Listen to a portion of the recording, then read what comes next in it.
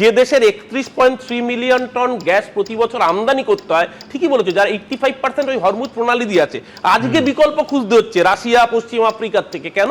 কারণ আজকে এই যে একটু আগে হেনরি কিসিঙ্গারের কথা বলছিলেন, আমেরিকান সেক্রেটারি, আমেরিকার আজকের ট্রেজারি সেক্রেটারির নাম হচ্ছে স্কট বেসেন্ট। তিনি দুদিন আগে একটা টুইট করেছেন। টুইট করে তিনি জানাচ্ছেন যে treasury department of United State is issuing a temporary 30-day waiver to allow Indian refineries to purchase Russian oil.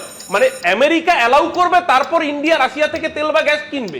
মেরুদণ্ডটা বন্ধক দিয়ে না রেখে, কদিন আগে তো নেতানিয়াহুর সাথে দেখা করতে ইসরায়েলে গেছিলেন, তখন আপনি জানতেন না, ইন্টেলিজেন্স ছিল না যে হরমুজ প্রণালী বন্ধ হতে পারে। অল্টারনেটিভ কিছু না ভাবার জন্য আজকে এই অপরাধী নাম দর্শিতার জন্য ভারতবর্ষের মানুষকে এই ভোগান্তি ভুগতে হচ্ছে।